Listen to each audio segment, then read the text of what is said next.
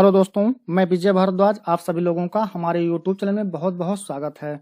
आज हम लोग सॉल्व करने वाले हैं ग्रामीण परिवेश से संबंधित एक टॉपिक जो संविधान का है, पंचायती राज व्यवस्था। यह यूपीपी में भी आएगा और ग्रामीण परिवेश में तो यह टॉपिक है ही। यहाँ से क्वेश्चन आएगा ग्रामीण परिवेश में, है ना।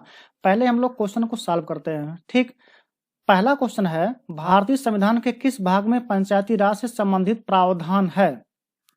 ऑप्शन है भाग 6, बी है भाग 7, सी है भाग 8 और डी है भाग 9। पहले आपको कुछ समय दिया जाता है, इस क्वेश्चन को सॉल्व कीजिए।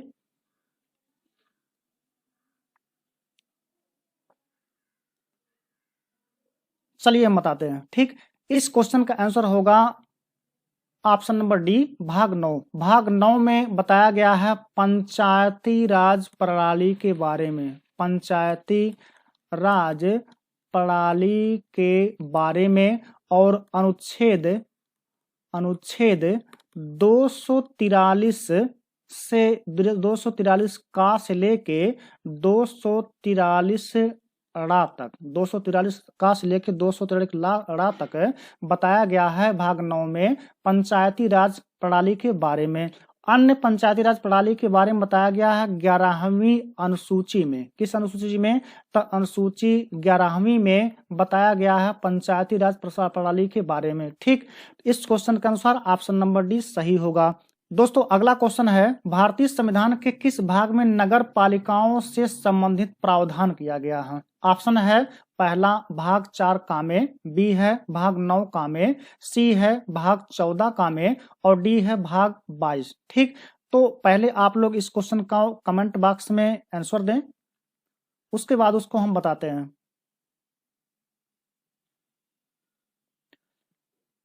चलिए देखते हैं, इसका आंसर होगा ऑप्शन नंबर बी। अभी क्या बताया गया? 9 में दिया गया है ग्राम पंचायतों से संबंधित प्रावधान। ग्राम पंचायतों से संबंधित प्रावधान ये दिया गया कहाँ? तो भाग 9 में बताया गया है। और जो भाग 9 है, 9 का है, इसमें नगर पालिकाओं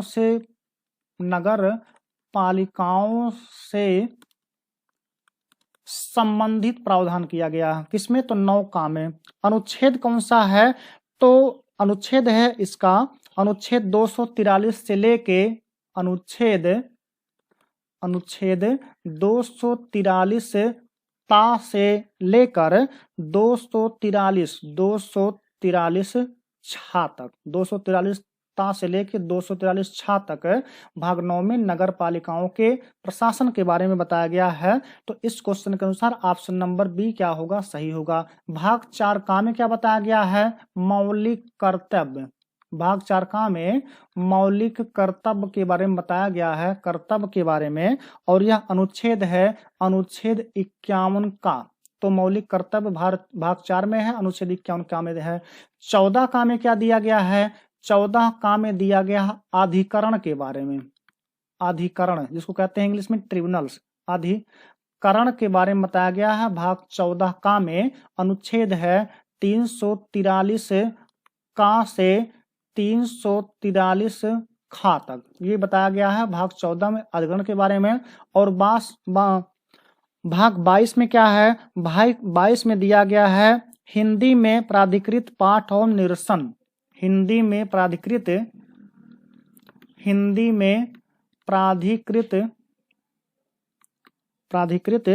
पाठ एवं निरसन के बारे में बताया गया है भाग 22 में। किस अनुच्छेद में है? तो यह है अनुच्छेद 393 से लेके 395 तक में दिया गया है। इस क्वेश्चन के अनुसार ऑप्शन नंबर बी सही होगा। अगला क्वेश्चन है, संविधान के किस भाग में ग्राम पंचायतों की स्थापना की गई है? भाग 3 में, भाग 4 में, भाग 5 में, भाग 6 में? आप इसका आंसर कमेंट बॉक्स में भेजिए।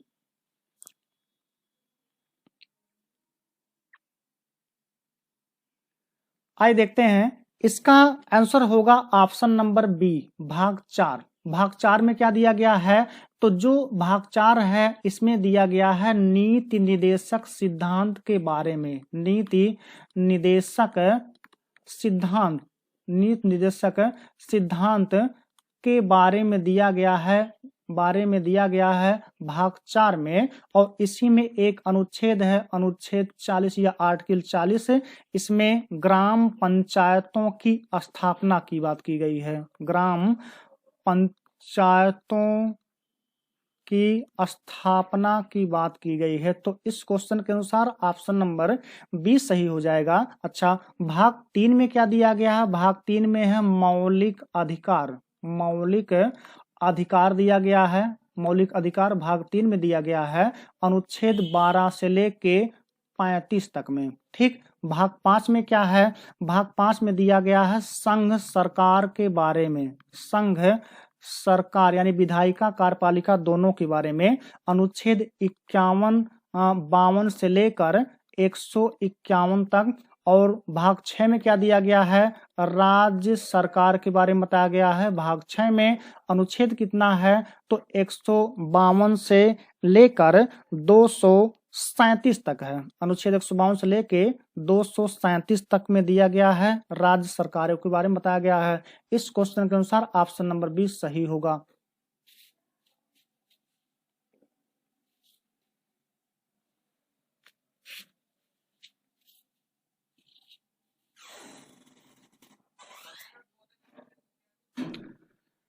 अगला क्वेश्चन है, संविधान की 11वीं अनुसूची में निम्नलिखित में से क्या सम्मिलित किया गया है? 11वीं अनुसूची, अभी आपको पीछे बताया गया 11वीं अनुसूची में क्या सम्मिलित किया गया है।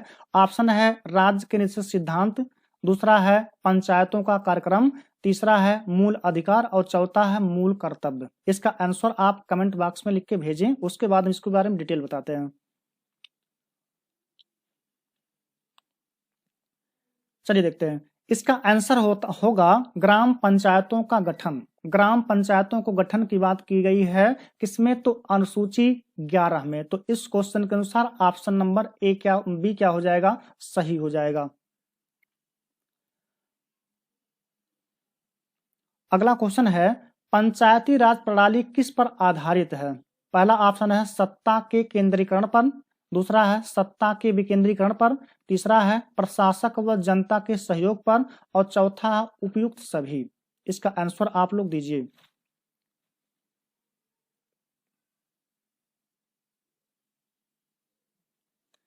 आइए देखते हैं। जो इसका आंसर हो जाएगा वह होगा ऑप्शन नंबर 20, सत्ता का विकेंद्रीकरण। सत्ता का दो प्रकार से हो सकता है, एक हो सकता है केंद्रीकरण, केंद्रीकरण, और दूसरा हो गया विकेंद्रीकरण। विकेंद्रीकरण, केंद्रीकरण किसे कहा गया? अगर सरकार की पूरी शक्तियां सेंट्रल गवर्नमेंट में या केंद्र सरकार में स्थापित हो जाए तो इसको, यानी कि पूरी सत्ता जो है एक संगठन या कह सकते हैं एक ही दल में शामिल हो जाए तो उसको कहेंगे केंद्रीकरण। और अगर इसी प्रशासन या शासन का बंटवारा एक से अधिक बॉडी में कर दिया जाए तो उसी को कहते हैं विकेंद्रीकरण। विकेंद्रीकरण मतलब जैसे अगर हम भारत में बात करें तो अगर केवल सेंट्रल गवर्नमेंट ही पूरे भारत पर शासन करती तो इसको हम कहते कि यहाँ पर सत्ता का केंद्रीकरण हो गया है। अच्छा, लेकिन सत्ता जो है केंद्र सरकार के पास तो है ही, साथ ही साथ राज्यों में राज्य सरकार के पास है, और राज्यों से संबंधित जो जिलाएं होती हैं, मंडल होते हैं, जिला में अगर आप बात करें तो जिला में जो है उसमें भी प्रशासन का बंटवारा है। इसी के अंतर्गत पंचायती राज प्रणाली भी आता है। इसका मतलब है किसी एक संस्था या एक व्यक्ति के हाथों में सत्ता न केंद्रित होके इसका बंटवारा किया गया है अलग अलग लोगों के हाथों में, या कह सकते हैं अलग अलग संस्था या गवर्निंग बॉडी के हाथों में। तो इसको कहते हैं क्या चीज? तो शासन का या सत्ता का विकेंद्रीकरण। इसका मतलब जो पंचायती राज प्रणाली है वह आधारित किस पर है? सत्ता के विकेंद्रीकरण पर आधारित है। तो इसका आंसर हो जाएगा ऑप्शन नंबर बी। अगला क्वेश्चन है, पंचायती राज प्रणाली पंचायती राज प्रदान करता है। पहला है पिछड़े क्षेत्र का कृषि विकास, बी है स्थानीय स्तर पर लोकतांत्रिक प्रशासन, सी है ग्रामीण स्तर पर उचित राजस्व का संचालन, और डी है देहाती क्षेत्र में शिक्षा का फैलाव। इसका आंसर पहले आप लोग दीजिए। आइए देखते हैं, इसका आंसर हो जाएगा ऑप्शन नंबर बी, स्थानीय स्तर पर लोकतांत्रिक प्रशासन। स्थानीय स्तर मतलब ग्राम स्तर पर, ग्राम स्तर पर हो गया, जिला स्तर पर हो गया, फिर आपका ब्लॉक स्तर पर हो गया। तो जो शासन का बंटवारा किया है गया है ग्राम पंचायतों में, वह ग्राम, जिला और ब्लॉक स्तर पर किया गया है। इसका मतलब जो ये स्थानीय आपके कह सकते हैं प्रशासन है, उसके लिए पंचायती राज प्रणाली की शुरुआत की गई है। तो इस क्वेश्चन के अनुसार ऑप्शन नंबर बी सही होगा। अगला क्वेश्चन है, पंचायती राज का प्रधान लक्ष्य है। क्वेश्चन है, पंचायती राज का प्रधान लक्ष्य है मतलब जो पंचायती राज प्रणाली है इसका लक्ष्य क्या है, टारगेट क्या है, क्यों इसको बनाया गया है। इसमें ऑप्शन है ग्राम वासियों के बीच प्रतिद्वंदता बढ़ाना, दूसरा है चुनाव में लड़ने के लिए ग्राम वासियों को प्रशिक्षण देना, सी है ग्राम वासियों में शक्ति का विकेंद्रीकरण, और डी है इनमें से कोई नहीं। ऑप्शन आप लोग आंसर कमेंट बॉक्स में भेजें।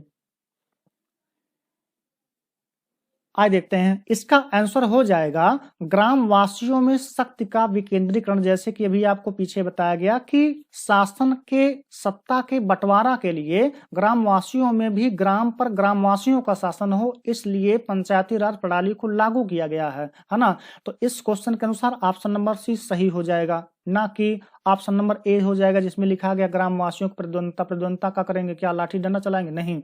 चुनाव लड़ने के लिए ग्राम वासियों को प्रशिक्षण देना, ये भी नहीं होगा। और हो कौन जाएगा, तो ऑप्शन नंबर सी।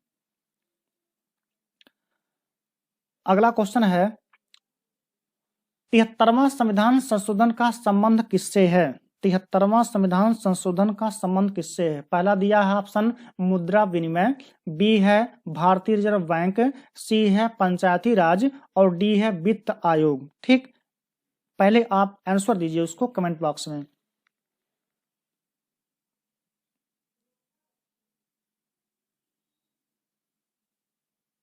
इसका आंसर हो जाएगा ऑप्शन नंबर सी, पंचायती राज प्रणाली से संबंधित है 73वां संविधान संशोधन अधिनियम। ठीक, तो जो 73वां संविधान संशोधन अधिनियम है, कौन सा 73वां संविधान संशोधन अधिनियम 1992, 73वां संविधान संशोधन अधिनियम 1992 द्वारा 1993 में, ध्यान दीजिएगा 1992 में ये आया था, और फाइनली 1993 में भाग 9 में वर्णित पंचायती राज प्रणाली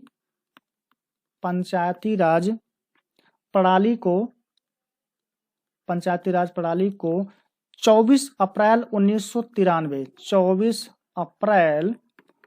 1993 में जोड़ा गया, संविधान में इसे जोड़ा गया था। इसलिए 24 अप्रैल को प्रत्येक वर्ष पंचायत दिवस मनाया जाता है, पंचायत दिवस मनाया जाता है। ठीक, तो इस क्वेश्चन के अनुसार ऑप्शन नंबर सी सही हो जाएगा। अगला क्वेश्चन है, 73वें संविधान संशोधन द्वारा संविधान में कौन सी अनुसूची जोड़ी गई थी। अभी आपको पीछे बताया गया है कुछ।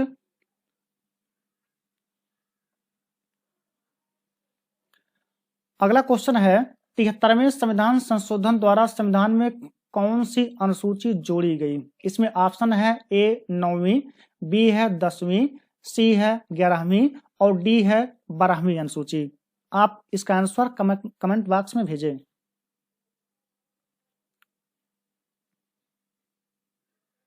आइए देखते हैं, इसका आंसर हो जाएगा ऑप्शन नंबर सी, 11वीं अनुसूची में शामिल किया गया था 73वें संविधान संशोधन अधिनियम 1992 के द्वारा। कब शामिल किया गया था, तो 1993 में शामिल किया गया था। और किस अनुसूची में, तो 11वीं अनुसूची में शामिल किया गया था ग्राम पंचायतों के प्रशासन। और इसी जो ग्राम पंचायतों का प्रशासन है, यानी कि 11वीं अनुसूची में जो ग्राम पंचायतें हैं उनके लिए 29 विषय शामिल किया गया था। अगला क्वेश्चन है, 73वें संविधान संशोधन के अनुसार पंचायती राज संस्थाओं में अध्यक्ष के कम से कम कितने पद महिलाओं के लिए आरक्षित किए गए हैं? ठीक, 1/3, 2/3, 1/3 और डी है आधा। आंसर आप कमेंट बॉक्स में लिख के भेजें। आइए देखते हैं, इसका आंसर हो जाएगा 1/3। ठीक, 73वें संविधान संशोधन के अनुसार पंचायती राज संस्थाओं में जो अध्यक्ष होते हैं उनके लिए महिला जो पद होते हैं 1/3 जो पद हैं वो आरक्षित कर दिए जाते हैं। तो इसमें है ऑप्शन नंबर ए सही होगा। अगला क्वेश्चन है, 73वें संविधान संशोधन द्वारा पंचायती राज संस्थाओं के लिए किस तरह के चुनाव का प्रावधान किया गया है? प्रत्यक्ष मतदान, अच्छा बी होगा, इसमें सही कर लीजिएगा, अप्रत्यक्ष मतदान, सी है गुप्त मतदान और डी है खुला मतदान। ठीक, आप इसका आंसर कमेंट बॉक्स में लिख के भेजो।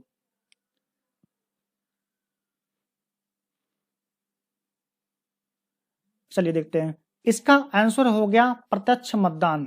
दोस्तों, दो प्रकार से मतदान होता है, दो प्रकार से चुनाव होता है। एक होता है अप्रत्यक्ष चुनाव, एक होता है अप्रत्यक्ष चुनाव और दूसरा होता है प्रत्यक्ष चुनाव। प्रत्यक्ष चुनाव तो जो आपका ये पंचायतों का चुनाव होता है, इस पे बात करें।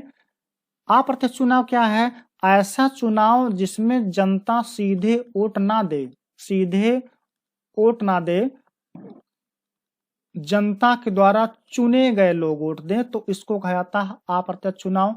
और प्रत्यक्ष चुनाव क्या होता है? ऐसा चुनाव जिसमें जनता सीधे वोट दे, सीधे वोट दे, उसको कहते हैं प्रत्यक्ष चुनाव। तो जो ग्राम प्रधानी का चुनाव होता है यह चुनाव होता है प्रत्यक्ष चुनाव, इसलिए ऑप्शन नंबर ए सही हो जाएगा, प्रत्यक्ष मतदान। मतलब इसमें इसके चुनाव में जनता सीधे वोट देती है। लेकिन ब्लॉक प्रमुख का अगर चुनाव की बात करें तो ये होता है अप्रत्यक्ष, चूंकि जनता के द्वारा बीडीसी के लोग चुने जाते हैं और बीडीसी वाले वोट देते हैं ब्लॉक प्रमुख को, तो वो हो जाएगा अप्रत्यक्ष चुनाव। तो इस क्वेश्चन के अनुसार ऑप्शन नंबर ए सही होगा।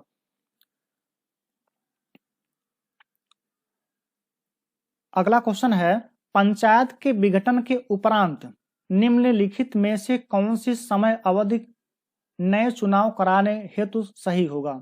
ठीक, मान लीजिए कोई जो पंचायत है उसका विघटन हो गया हो, तो कितने समय के अंदर उसमें चुनाव कराना होगा फिर से? इसका ऑप्शन है 1 माह के अंदर, बी है 2 माह के अंदर, सी है 6 माह के अंदर और डी है 6 माह के बाद किंतु 1 वर्ष के अंदर। ऑप्शन आप कमेंट बॉक्स में लिख के भेजिए। आइए देखते हैं, इसका आंसर हो जाएगा सी, ऑप्शन नंबर सी, 6 माह के अंदर। अगर प्रधानी ग्राम प्रधान का विघटन हो चुका है या पंचायत का विघटन हो चुका है तो 6 माह के अंदर पुनः पंचायत चुनाव कराना अनिवार्य होता है। तो इस क्वेश्चन के अनुसार ऑप्शन नंबर सी सही होगा। अगला क्वेश्चन है, पंचायती राज संस्थाओं के निर्वाचन के लिए उत्तरदायी है। ऑप्शन है केंद्रीय निर्वाचन आयोग, दूसरा है राज्य निर्वाचन आयोग, सी है केंद्रीय संसद और डी है राज्य विधान मंडल। इसका आंसर कमेंट बॉक्स में लिख के भेजो।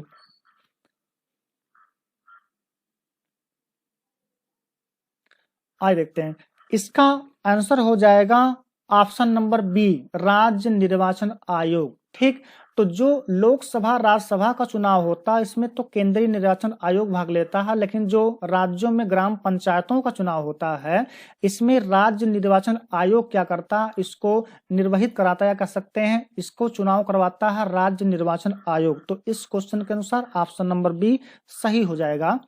अगला क्वेश्चन है, 73वां संविधान संशोधन के अनुसार पंचायती राज सभा का कार्यकाल कितने वर्ष रखा गया है ना?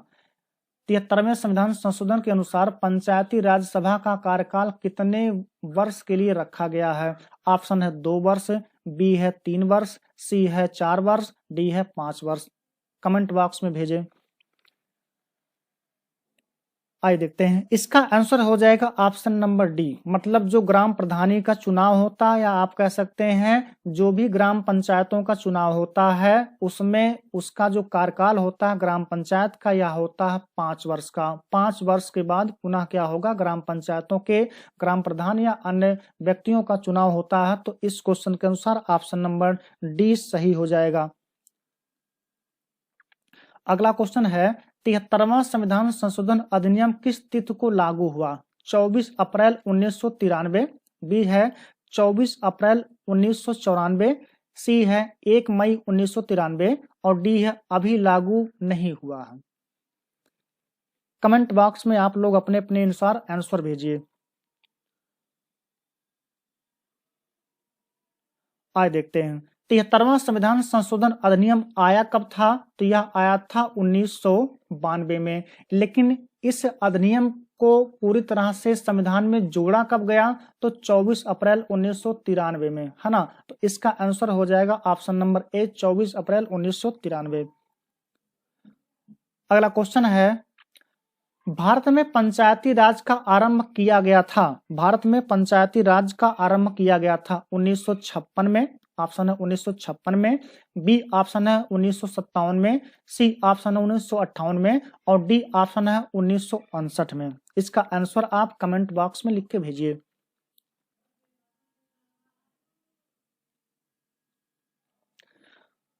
आइए देखते हैं, इसका आंसर हो जाएगा option number D. Option number D हो जाएगा इसका आंसर 1959 में। यानी कि पंचायती राज प्रणाली का आरंभ कब किया गया था? तो 1959 में। कब किया गया था? तो समय था 2 अक्टूबर 1959 का। उस समय जो तत्कालीन प्रधानमंत्री थे वे थे पंडित जवाहरलाल नेहरू। जवाहरलाल नेहरू और जवाहरलाल नेहरू के द्वारा राजस्थान, कौन सा राज्य है? राजस्थान। और जिला कौन था? जिले का नाम था नागौर। जिला है नागौर। नागौर। गांव का नाम था बगदरी। गांव का नाम था बगदरी। गांव का नाम था, क्या था? बगदरी गांव का नाम था। और यहीं से सबसे पहले लागू किया गया था 2 अक्टूबर 1959 में पंचायती राज प्रणाली। और इसी दिन यानी कि 2 अक्टूबर 1959 के दिन ही लागू कर दिया गया था, पूरे राजस्थान पर लागू किया गया था। यानी कि प्रथम जो राज्य लागू किया गया जहां पर पंचायती राज व्यवस्था, वो कौन सा है? तो राजस्थान है। जिला कौन सा था? नागौर था। उसके बाद सेकंड नंबर पर जो राज्य लागू किया गया, जो राज्य लागू किया था पंचायती राज प्रणाली, वह है आंध्र प्रदेश। आंध्र प्रदेश में लागू किया गया था 1959 में ही, है ना। 1959 में आंध्र प्रदेश में भी लागू किया गया था। इसका मतलब प्रथम राज्य राजस्थान था, दूसरा राज्य कौन था? तो आंध्र प्रदेश था। इस क्वेश्चन के अनुसार ऑप्शन नंबर डी सही हो जाएगा। अगला क्वेश्चन है, पंचायती राज प्रथम परिवर्तित किया गया था, मतलब कब, कहां पर लागू किया गया था? अगला क्वेश्चन है, पंचायती राज्य प्रथम परिवर्तित किया गया था।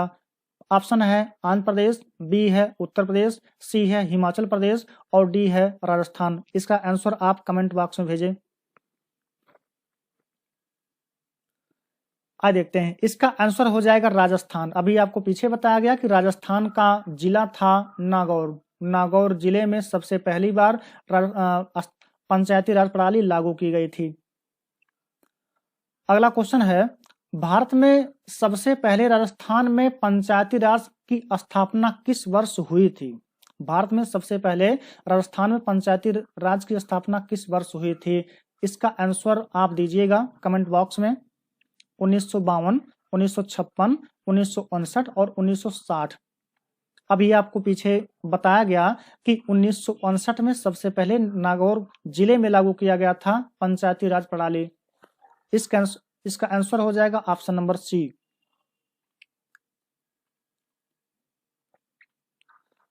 चलिए, अगला क्वेश्चन है, 2 अक्टूबर 1959 को भारत में पंचायती राज का शुभारंभ किया गया, ये कहाँ से शुभारंभ किया गया था, मतलब राजस्थान के कहाँ से इसकी शुरुआत की गई थी। सबसे पहला ऑप्शन है option number A Nagaur Rajasthan, B है राजमुंदरी आंध्र प्रदेश, सी है सीतामढ़ी बिहार और डी है अलीगढ़ उत्तर प्रदेश। इसका आंसर आप कमेंट बॉक्स में भेजें। आइए देखते हैं, इसका आंसर हो जाएगा राजस्थान का नागौर जिला, अभी आपको पीछे बताया गया। दोस्तों अगला क्वेश्चन है, लोकतांत्रिक विकेंद्रीकरण का सुझाव दिया गया था महात्मा गांधी द्वारा, विनोबा भावे द्वारा, जयप्रकाश नारायण द्वारा, बलवंत राय मेहता द्वारा।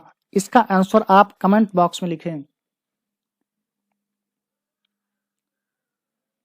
आइए देखते हैं, इसका आंसर हो जाएगा डी बलवंत राय मेहता कमेटी के द्वारा। ठीक, बलवंत राय मेहता कमेटी का गठन हुआ था 1956 ईस्वी में और बलवंत राय मेहता कमेटी ने अपना रिपोर्ट प्रस्तुत किया था 1957 ईस्वी में। इसी रिपोर्ट में यह कहा गया कि जो पंचायती राज प्रणाली है यह त्रिस्तरीय होना चाहिए। कैसा?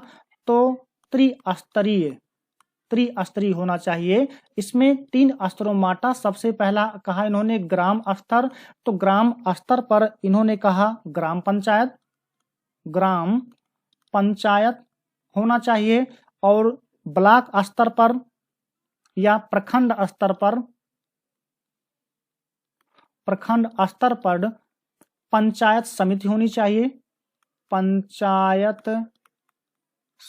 होनी चाहिए और जिला स्तर पर जिला परिषद होनी चाहिए। जिला स्तर पर जिला परिषद होनी चाहिए। तो त्रिस्तरीय पंचायती राज व्यवस्था का सुझाव बलवंत राय मेहता समिति ने ही दिया था और इन्हीं का सुझाव था लोकतांत्रिक विकेंद्रीकरण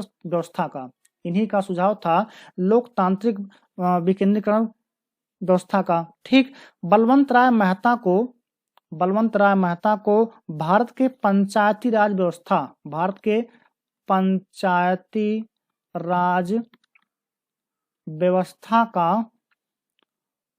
का वास्तुकार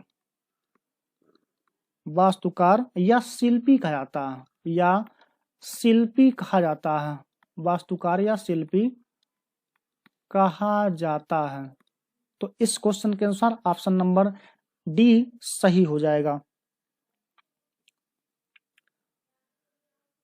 अगला क्वेश्चन है, भारत में पंचायती राज की त्रिस्तरीय व्यवस्था का अनुमोदन किस समिति के द्वारा किया गया था? भारत में पंचायती राज व्यवस्था का त्रिस्तरीय व्यवस्था का अनुमोदन किस समिति के द्वारा किया गया था? इसमें ऑप्शन है बलवंत राय मेहता समिति, बी है अशोक मेहता समिति और सी है हनुमंतराव समिति और डी है GV.K. राव समिति। इसका आंसर आप कमेंट बॉक्स में पहले लिखें। आइए देखते हैं, इसका आंसर अभी आपको बताया गया। त्रिस्तरीय पंचायती राज व्यवस्था का अनुमोदन बलवंत राय मेहता समिति के सिफारिश पर किया गया था, 3 स्तरीय, है ना। तो इस क्वेश्चन के अनुसार ऑप्शन नंबर ए सही हो जाएगा। अगला क्वेश्चन है, पंचायती राज व्यवस्था में स्थानीय स्वशासन की व्यवस्था कैसी होती है? पंचायती राज व्यवस्था स्थानीय स्वशासन में कैसी होती है? पहला ऑप्शन है ग्राम, ब्लॉक, जिला और राज्य स्तर पर 4 स्तरीय, बी है ग्राम, ब्लॉक, जिला स्तर पर त्रिस्तरीय, सी है ग्राम और ब्लॉक स्तर पर द्विस्तरीय व्यवस्था और डी है ग्राम स्तर पर 1 स्तरीय व्यवस्था। आंसर आप कमेंट बॉक्स में भेजें।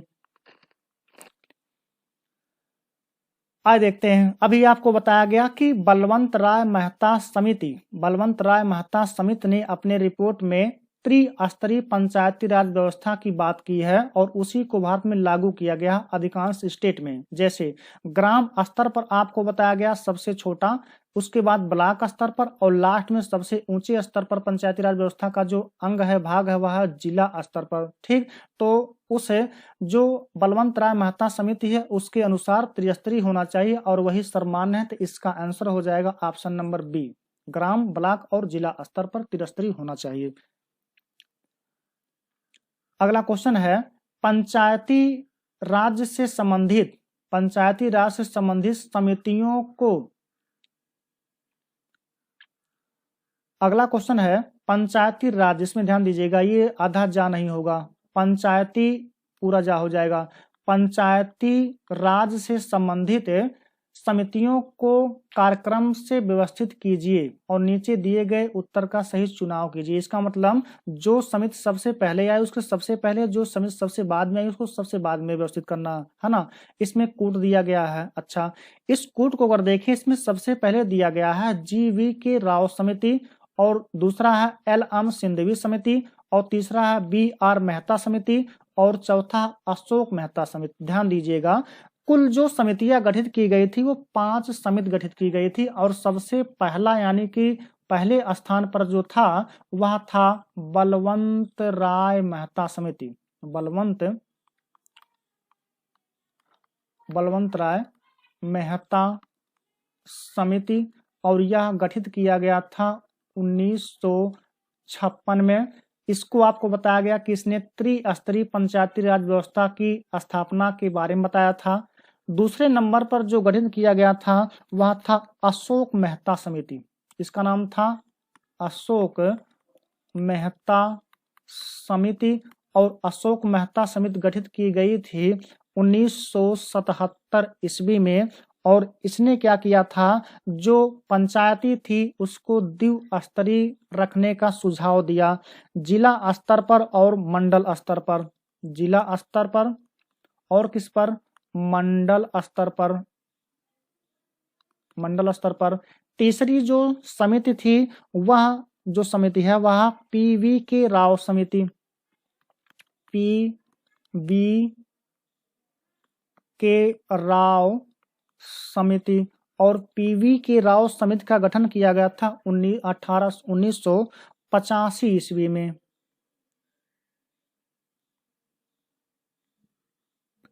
इस समिति का गठन किया गया था 1985 ईस्वी में। अगली जो चौथी कमेटी गठित की गई थी पंचायती राज से संबंधित, यह था LM सिंघवी समिति। LM सिंघवी समिति। और ध्यान दीजिएगा, ये जो PV.K. राव समिति था ये चार स्तरीय पंचायती राज व्यवस्था की शुरुआत की मांग किया था। अगला क्या था आपको बताया गया, LM सिंघवी समिति। और जो LM सिंघवी समिति है इसका गठन किया गया था 1986 ईस्वी में। 1986 ईस्वी में। अगला जो गठित किया गया था वह पांचवा था P.K. थुंगन समिति। P.K. थुंगन समिति। और P.K. थुंगन समिति का गठन किया गया था 1988 ईस्वी में। 1988 ईस्वी में। तो ध्यान दीजिएगा, कुल 5 समितियां अभी पंचायती राज समय से गठित की जा चुकी हैं। सबसे पहला है बलवंत राय मेहता समिति, इसका मतलब तीसरा पहले नंबर पर होगा। उसके बाद है अशोक मेहता समिति 1977 में। अशोक मेहता समिति आ जाएगा 2 नंबर पर।